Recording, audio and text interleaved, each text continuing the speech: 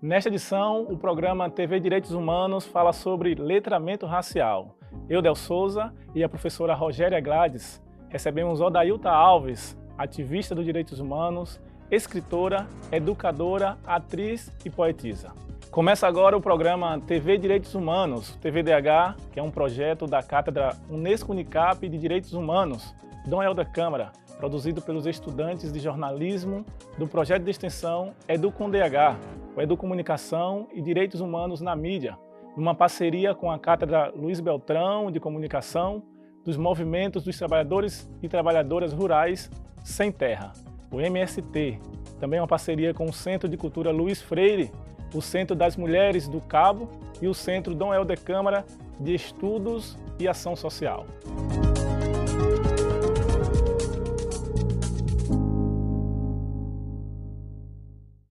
O letramento racial é um conceito que se refere à capacidade das pessoas de entender, analisar, discutir questões relacionadas à raça e ao racismo de uma maneira crítica.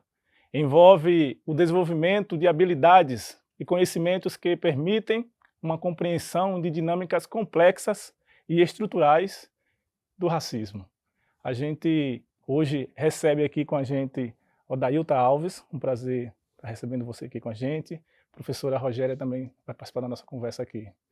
Pessoal, Odailta, queria direcionar já essa primeira pergunta para você, porque a gente fala em letramento racial para trazer para a sociedade. A gente não está falando só de uma questão que envolve só negros, mas a pessoa de uma forma geral.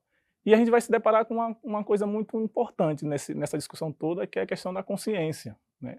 É uma questão da consciência. A gente está falando de formar consciências, né? Pessoas conscientes que possam trazer um debate mais saudável para essa questão racial. E a gente se depara com estrutura, né? Essa coisa estrutural, ela dificulta muito ainda essa questão do letramento. Como é que você tem visto essa questão? O racismo, a questão estrutural e a questão do letramento racial, eles estão totalmente interligados, né. A questão da estrutura, a gente entende que norteia todo um processo de sociedade, então e a sociedade ela é pensada estruturalmente e racialmente, né. Nós temos uma pirâmide social e na base dessa pirâmide está a mulher negra, a mulher preta que recebe o menor salário, que carrega as piores estatísticas. No topo dessa pirâmide está um homem branco, hétero, cis, né. Então, uma estrutura que sustenta esse país, a população negra, tanto a mulher, depois vem o homem preto, está na base, né, sofrendo as maiores violências, e é tirado dessa população preta o direito a esse letramento racial, né, porque o letramento racial para uma sociedade que se sustenta a partir do racismo é algo perigoso, porque, infelizmente, a nossa sociedade pensa as pessoas pretas para os serviços subservientes, os serviços que recebem menos salários, os serviços que não estão em local de poder. E quando você dá um letramento racial a essa população desenvolve uma potencialidade que pode mexer com essa estrutura, que pode dizer: "Eu não quero estar mais nessa base, eu quero ir para o topo". E será que a nossa sociedade está preparada para ter pessoas pretas no topo? Né, então a relação entre o racismo estrutural e o letramento racial está totalmente ligada, porque o letramento, racial seria algo fundamental para mexer com a estrutura.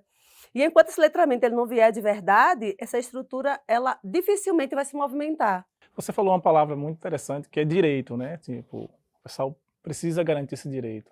Professora Rogéria, quando se fala em direito, voltado para a questão do letramento, a gente está falando em quê, necessariamente, professora? Eu vou pegar aqui o gancho na fala da professora Odailta. Vejam, quando a gente fala de letramento racial, a gente está falando de um instrumento, de um mecanismo que vem aí contribuir para as práticas antirracistas dentro da nossa sociedade. Nós não podemos negar, né, que o nosso país ele tem uma influência europeia, né, é o colonialismo que está muito presente. Então, o letramento racial ele vem para quebrar essa linguagem neutra, né? A gente pode colocar aqui como exemplo, né, no ensino médio e no ensino fundamental, isso eu estou falando lá no passado, quem eram os heróis que foram apresentados para essas crianças? Pouquíssimos eram negros e vamos ver se eram. Então, eu, criança, cresço, né, admirando sempre heróis brancos. Então, o letramento ele vem, né, dar esse reforço, e não é só para os negros. Todos, essa luta ela é coletiva. Então, brancos e negros têm que participar, entender, ler mais, né, o papel, a importância do negro no crescimento, no surgimento do nosso país. E assim, hoje em dia, geralmente quando a gente fala em questões raciais mesmo, e até voltado para a questão do letramento, vem logo aquela ideia de que como se a gente quisesse eliminar, como se existisse um adversário, como se a gente quisesse eliminar um adversário e quisesse os melhores lugares, né? O Dailton falava sobre essa questão da gente chegar ao topo. Então assusta muita gente quando a gente fala, não, a gente quer chegar ao topo. O pessoal, ó, tá vendo? São os nossos rivais. É importante destacar que quando se fala em letramento, quando se fala em questões raciais, a gente fala em igualdade, não em ser mais ou ser menos do que o outro, mas é questão de igualdade, Dailton. E existe um inimigo ferrenho que é o racismo. Então esse é o nosso arqui-inimigo. Quando nós falamos de letramento, nós estamos querendo fazer o enfrentamento ao racismo que mata, que adoece, que exclui, né? E agora é fato, assim como a questão do feminismo, a questão da prática antirracista, do letramento racial, não visa a inversão de valores, né? O Paulo Freire já disse que a educação libertária fracassa quando o objetivo do oprimido é se tornar opressor. Ninguém quer se tornar opressor.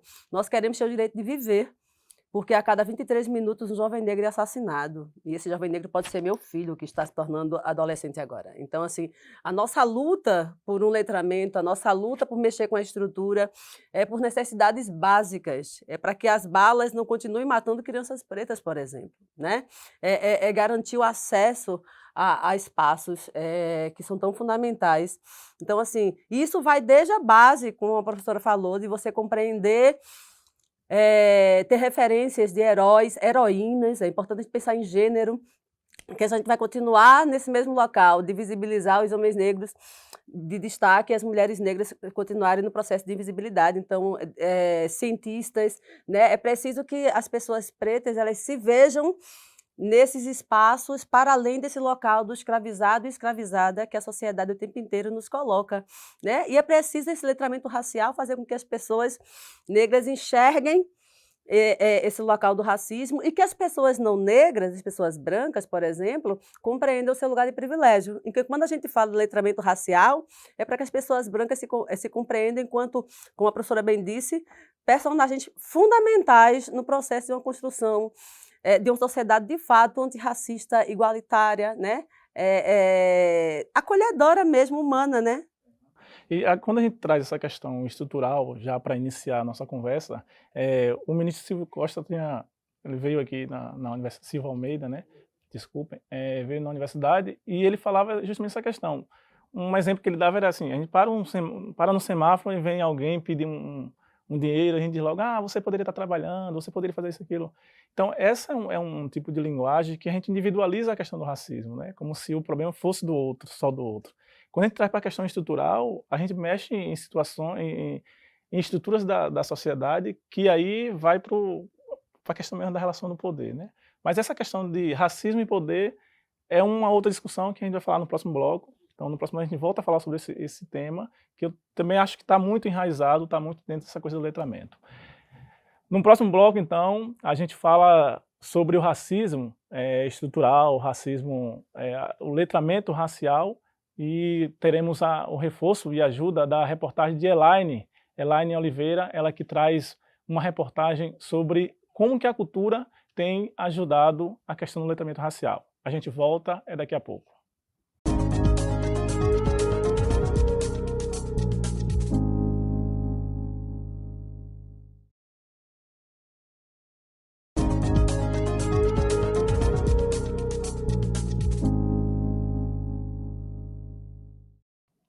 Estamos de volta com o segundo bloco do TVDH, que nessa edição fala sobre letramento racial. Agora a gente acompanha a reportagem de Elaine Oliveira. O letramento racial é uma abordagem educacional que está focado na conscientização e compreensão das questões raciais, promovendo a igualdade, o respeito à diversidade étnica.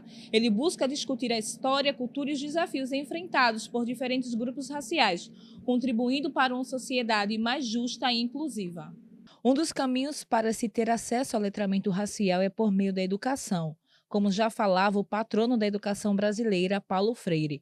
O objetivo maior da educação é a conscientização do estudante. Então, eu acredito que a escola ela é um lugar fundamental para promover esse letramento racial. Isso na família a gente sabe que tem essa importância também, é onde tudo começa. E em consequência, em sequência também é a escola, que é onde nossas crianças, nossos jovens passam a maior parte dos seus dias. A pernambucana Jaqueline Fraga é escritora, jornalista e administradora. É autora do livro-reportagem Negra Sou, a ascensão da mulher negra no mercado de trabalho, obra finalista do Prêmio Jabuti e menção honrosa do Prêmio Maria Firmino de Literatura e do Prêmio Direitos Humanos e Jornalismo. Ela é também autora do Big Gatilho, um livro de poemas inspirado no BBB 21 e coautora do livro Cartas para a Esperança. Trazer essa representatividade e combater esse preconceito e mostrar que nós estamos chegando nesses locais e que merecemos ainda mais espaço, eu acredito que é fundamental e que a literatura tem esse papel extremamente importante, assim como a comunicação e assim como a arte e a cultura no Brasil. Jaqueline também acredita que a literatura é uma ferramenta que contribui para o desenvolvimento de crianças, jovens e adultos adquirirem conhecimento para terem letramento racial. Por muito tempo a gente tem a população negra em um determinado local, no imaginário social, em um determinado local na nossa sociedade. Por exemplo, muito comumente é associado a profissões, a serviços braçais, digamos assim, e menos em serviços da intelectualidade. Então eu acho que a partir do momento que a gente debate sobre esse assunto nas escolas e vai lá desde pequenininho, trabalhando esse tema com as nossas crianças, é uma forma de a gente moldar e construir aquela sociedade que nós queremos para o futuro. Então, realmente, é desde pequeno, desde criança, com esse apoio da família, com esse apoio dos educadores, com esse apoio da escola em si, que a gente consegue transformar a sociedade, que a gente consegue construir a sociedade que a gente quer para o nosso futuro. Então, Elaine mostrou muito bem na sua reportagem aí como que a cultura é um instrumento também de empoderação, de trazer esse poder para ser mais um aliado para a gente debater racismo, debater letramento. Odailton, você é poetisa, assim, com certeza você usa também da sua característica artística para também combater esses espaços. Assim. Dá para falar, dá para combater, dá para ser ativa na cultura, na arte, contra essa estrutura que a gente estava falando agora. Vamos voltar a falar sobre essa cultura de poder que tenta, por vezes, vencer todas as outras classes minoritárias na nossa sociedade? Chega! A partir de hoje, nada de morena, parda, da cor. Só responderei negra, negra mulher, negra espinho, negra flor, sem progressivas nem chapinhas, encrespada, empoderada, liberta do ditador. Chega! Sairei de torso pelas ruas e torcerei o teu olhar reprovador. Então, já começo com um poema para mostrar como o poema, enquanto arte, diz muito, né? E o poder da arte no processo de transformação é imenso. E aí a gente pensa historicamente a quem essa arte vem servindo. Eu sou da literatura. E, historicamente, o que a literatura fez com o meu povo? Historicamente, quem é a criança preta deficiente na literatura infantil? Historicamente, dentro do cortiço, nós temos Bertoleza. Quem é Bertoleza naquele romance? Então, assim, a literatura, de uma maneira geral, ela foi muito perversa conosco, porque eram sempre homens brancos construindo personagens estereotipados das identidades negras. E aí, quando nós, escritoras e escritores pretos e pretas, né, nos apropriamos dessa palavra e nós estamos aqui porque antes viemos a partir de outras, como a primeira romancista brasileira é uma mulher preta, Maria Firmina dos Reis, que publicou em 1859 o primeiro romance desse país, chamado Úrsula, um romance antirracista.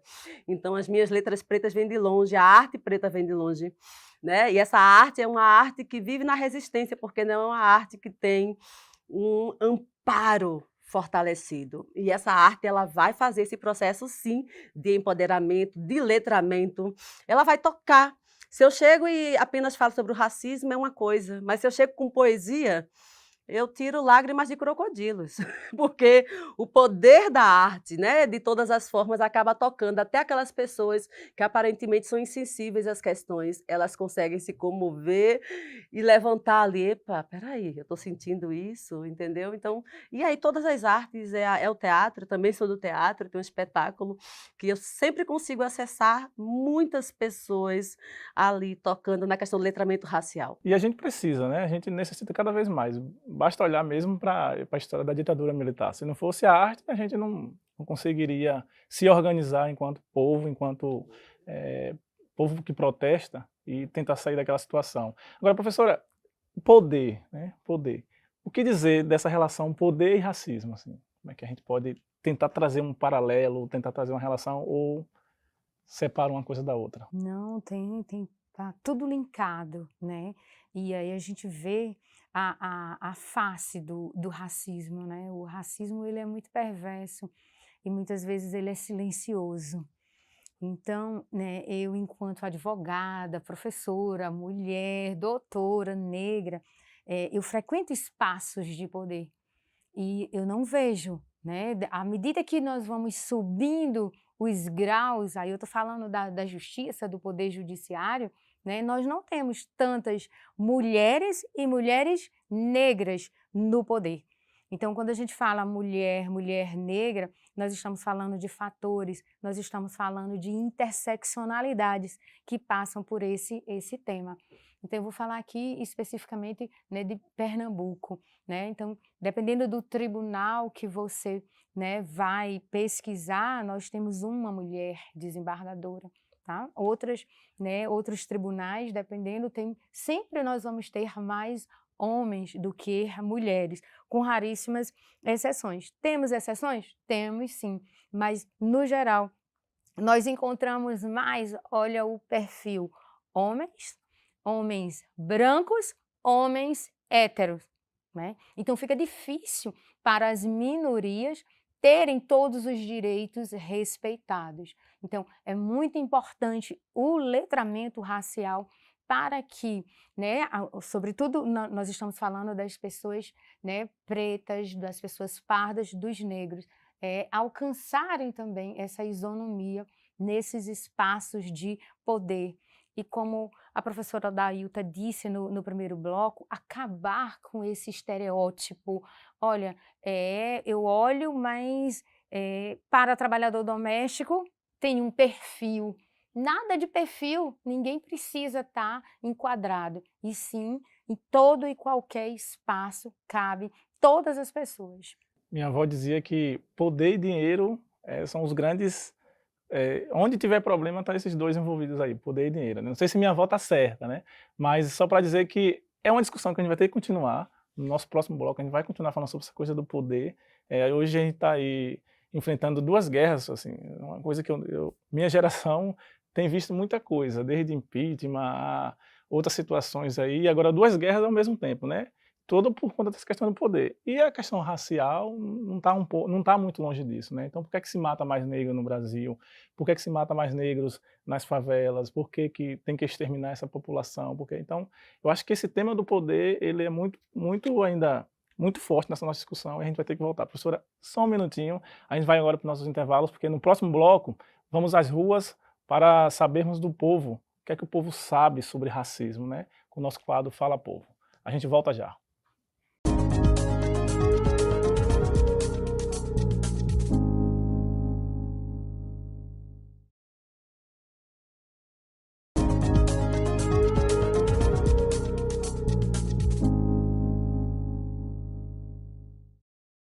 Estamos de volta com o terceiro bloco do TVDH, que nesta edição aborda o tema letramento racial. eu, Del Souza, e a professora Rogéria Gladys, recebemos Odailta Alves, ativista dos direitos humanos, escritora, educadora, atriz, poetisa e muitas outras coisas aí, né, Odailta? Essa caminhada vai trazendo para a gente muitas faces, muitas características. Mas eu queria voltar mesmo para... A gente daqui a pouco vai exibir o nosso Fala Povo, mas eu queria, só para não perder ali aquele gancho que a gente estava falando sobre a questão do poder, hoje existe uma discussão muito grande, pessoas querendo que o presidente Lula indique algum negro para a vaga que pode estar surgindo no Supremo, e tem pessoas que acham que isso é mimimi, que não é. Professora, por que essas questões elas ainda causam muito burburinho, muita zoada, principalmente nas redes sociais? Verdade. O nosso presidente ele tem aí uma oportunidade, né, de mudar o perfil do nosso Supremo Tribunal Federal, né? O que eu falo? Em relação à quantidade de mulheres e em relação à quantidade de homens negros que passaram pelo Supremo. Né, como é diferente o percentual. Nós tivemos até agora mais ministros e ministros brancos. Então, nós temos sim no nosso país pessoas, mulheres negras, capacitadas sim para comporem o elenco do Supremo Tribunal Federal. E para além, né, da discussão, é sinônimo de empoderamento, de representatividade. Né, que é o tema que nós estamos discutindo aqui, o letramento racial. Então, para a população que acha que é mimimi, se o letramento racial, né, chegasse lá na base, ou até mesmo nas universidades, eles entenderiam de outra forma. Então, é importante sim termos juízes, desembargadores, ministros, e também no campo da política, mais mulheres e mulheres negras. Então agora a gente vai acompanhar o quadro Fala Povo, que é quando o nosso repórter Luiz de Castro, ele foi às ruas para saber do povo, o que é que o povo sabe aí sobre racismo.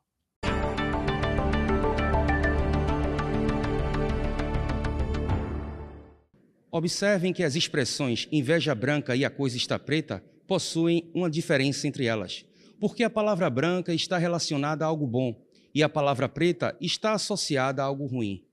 Ambas têm um significado racista, e racismo no Brasil é considerado crime inafiançável, como está previsto no artigo 5º da Constituição Federal.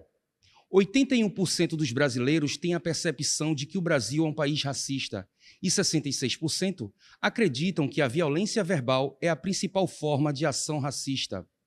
Os dados divulgados este ano são da Inteligência em Pesquisa e Consultoria Estratégica, IPEC, que ouviu 2.000 pessoas em 127 municípios das 5 regiões do país.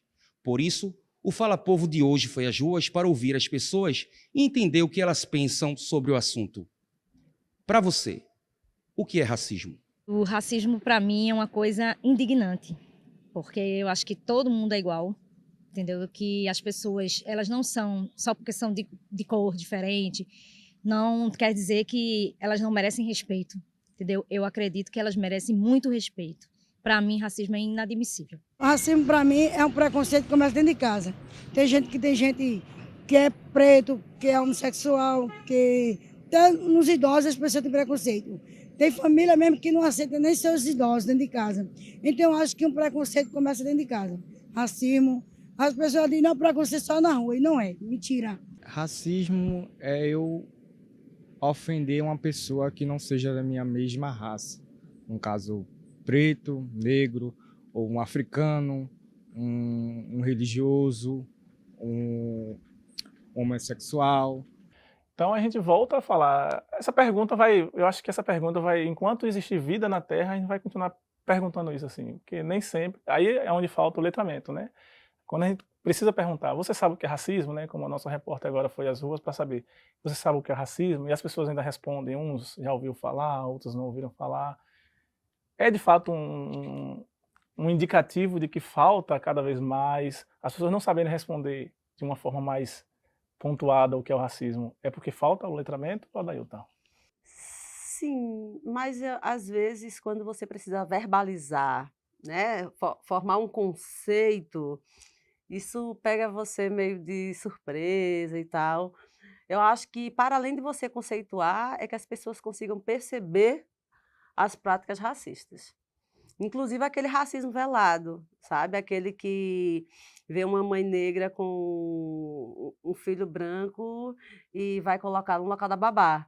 Entretanto, se vir uma mãe branca com uma criancinha negra, não vai questionar isso, né? Vai perceber que, inclusive, é uma mãe de coração boa, porque é uma mãe adotiva. Vai logo colocar aquele corpo negro num local vulnerabilizado, que foi amparado pela mãe branca. Pode ser a mãe biológica, mas vai ser colocado dessa forma. Então, e são práticas racistas. Então, é preciso que esse letramento, eu penso sempre que, para além do conceito, se trabalhe na prática, para que a gente consiga olhar para a sociedade e perceber de fato, né, as violências que estão ali subentendidas, né, aquela coisa, aquele racismo velado, né, porque perceber racismo no Brasil é muito complicado, né, desde que a gente pensa que a gente foi educado para uma pseudo-democracia racial.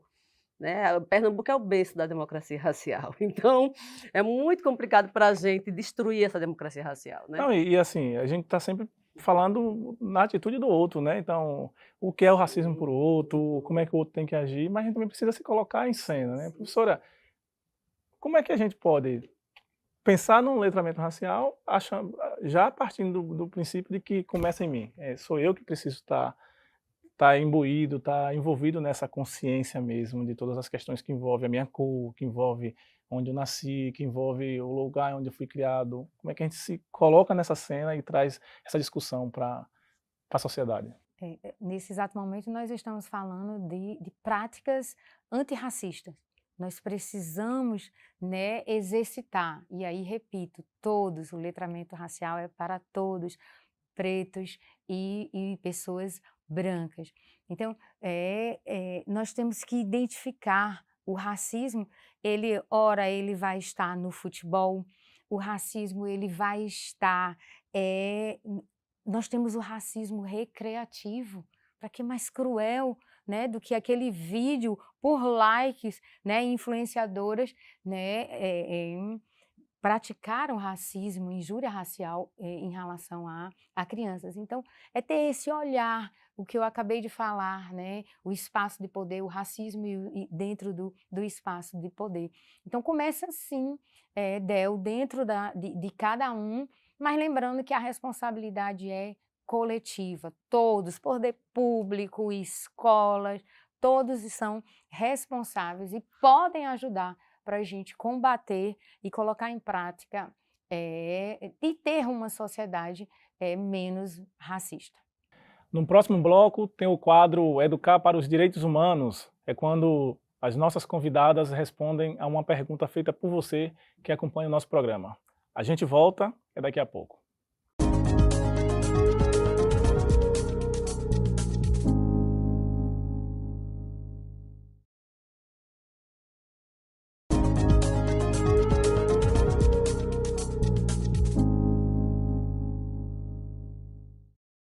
Estamos de volta com o quarto bloco do TVDH de hoje, que nessa edição fala sobre letramento racial.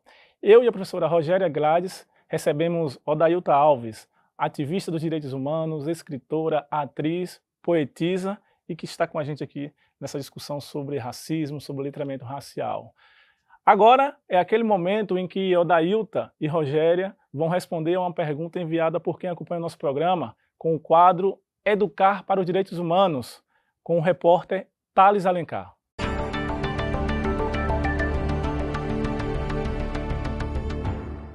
A Lei nº 11.645, instituída em março de 2008, passou a tornar obrigatório para os ensinos médio e fundamental o ensino das histórias dos povos indígenas e africanos no Brasil.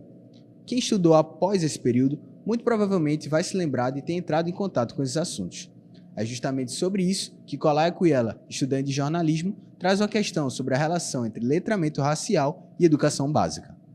Eu gostaria de saber como desenvolver práticas pedagógicas para o letramento racial na educação básica. A gente agradece a pergunta de Colaia Cuyela.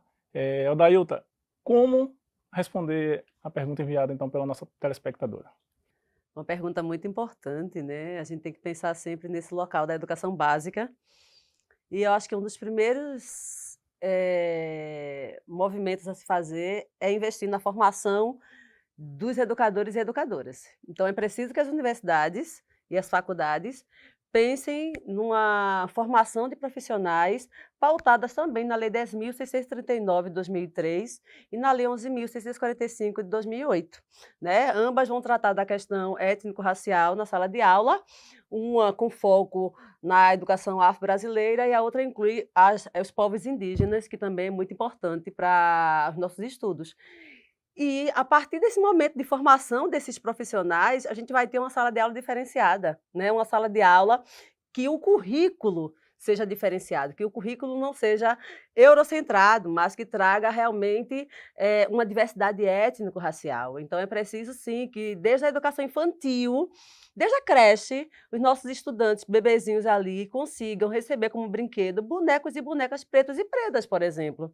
Consigam ter livros contando histórias de princesas e príncipes negros também, para que as crianças pretas e pretas se vejam e as crianças não negras também vejam e deem carinho a esse corpo negro desde a base, né? É preciso que do primeiro ao quinto ano, essa educação ali que está no Fundamental 1 também tenha referenciais negras de heróis, de heroínas. É preciso pensar que essa África que fica na 4ª unidade, que trabalha quando dá o tempo, consiga vir para a 3ª, para a 2ª e se trabalhar. Então, esse currículo é preciso quebrar com os silenciamentos que a história, a ciência, a língua portuguesa traz sobre as nossas identidades, né? Escritores, escritoras, heróis, heroínas, cientistas.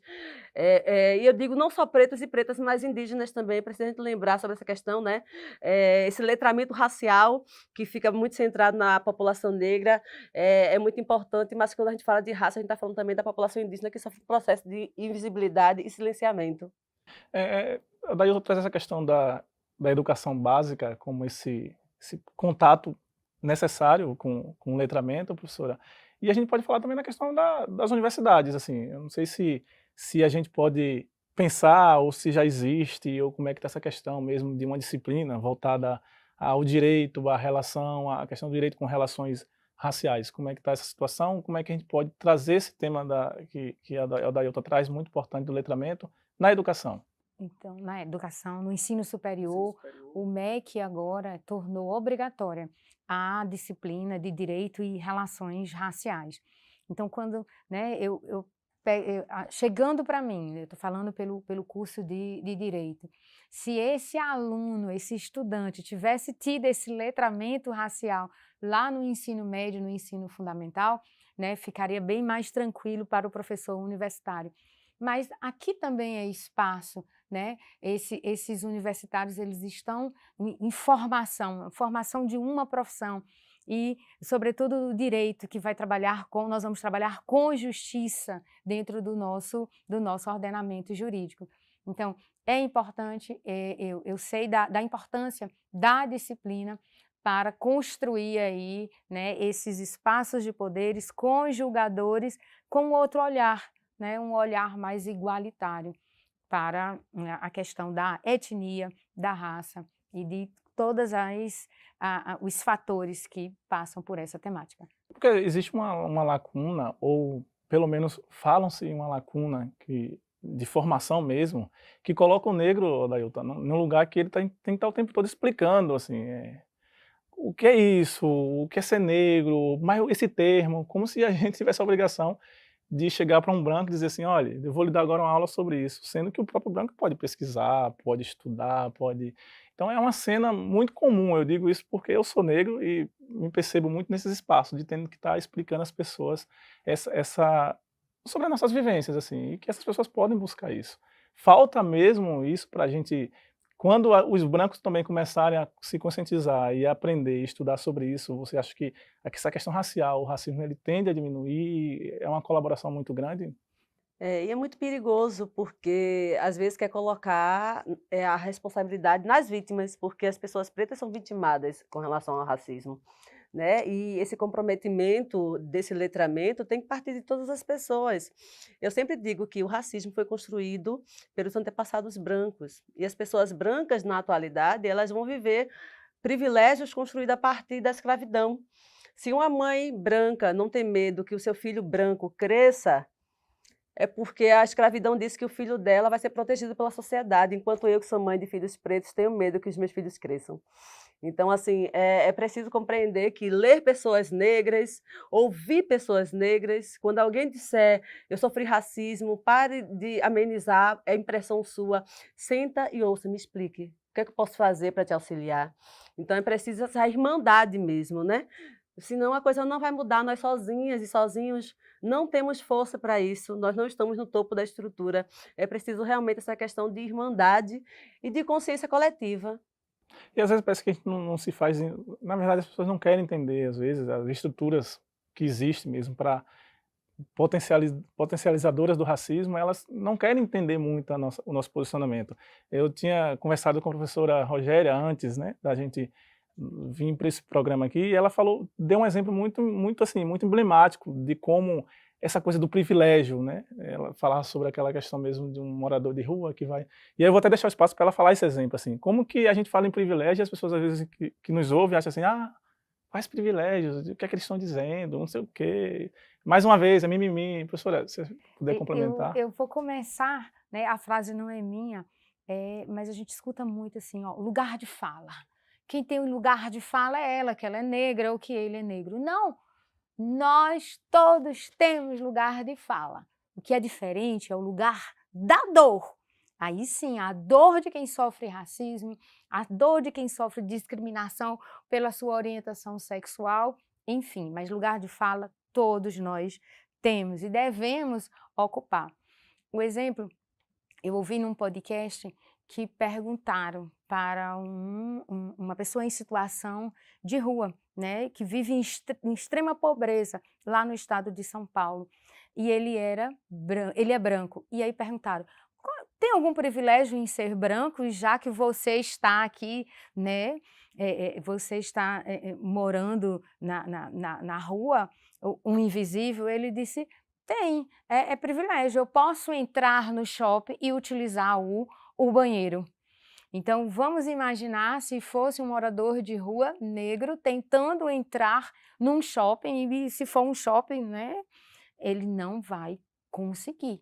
Ele não vai conseguir utilizar o banheiro. Nós, né, já vimos situações que nem entrar no shopping. Ou então entra, mas fica logo, né, o segurança fica logo de olho perseguindo pela questão do tom da pele da pessoa. Então tá aí, ó. Então, é por isso, é por essas reflexões e é por essas discussões que a gente tenta tá sempre falando, tá sempre discutindo, tá sempre trazendo esse tema cada vez mais à tona para a realidade.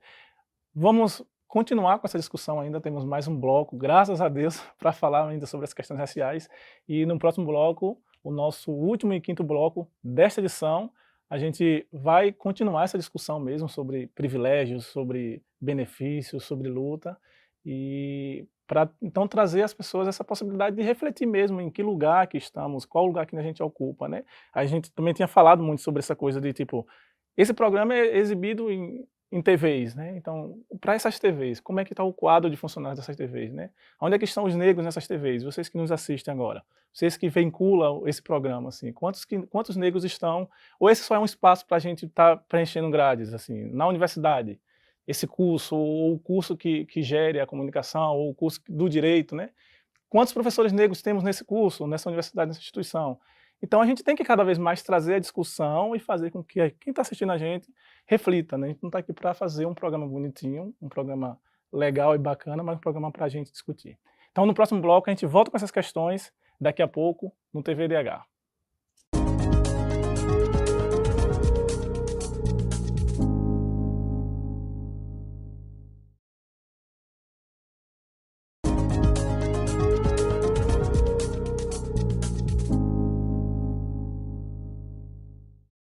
Chegamos ao quinto e último bloco do programa TVDH, que nessa edição traz como tema letramento racial. Eu, Del Souza, e a professora Rogéria Gladys conversamos com Odailton Alves ativista dos direitos humanos, escritora, educadora, atriz, poetisa. E para a gente, infelizmente, né, fechar esse programa nesse último bloco, queria que você falasse um pouco para a gente sobre a sua literatura, Odailton. A gente lê o seu currículo e vê logo a escritora Odailton Alves. Assim. Quais são os caminhos de letramento, questões raciais que a sua literatura vai nos apontando? Assim?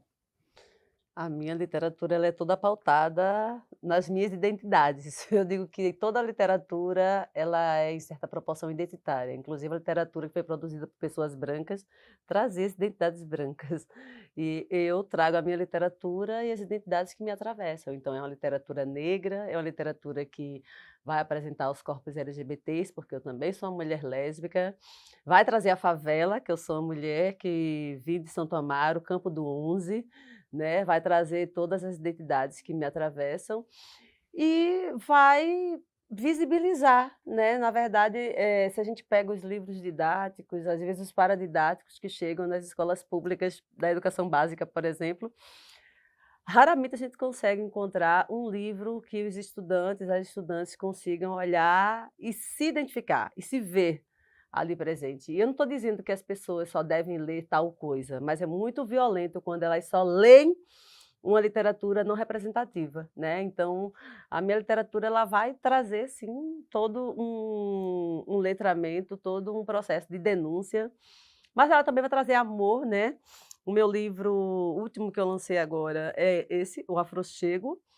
Eu estou ainda em processo de lançamento, eu lancei no festival A Letra e a Voz, lancei em Caruaru, né? Vou desenvolver uma atividade com ele agora na Bienal do Livro. Estou circulando com literatura pelo Sesc, então, próximo finalzinho agora de outubro também, São Paulo, Rio de Janeiro, Brasília, já fui para São Paulo, fui para Santa Catarina, e tudo levando essa literatura preta pernambucana.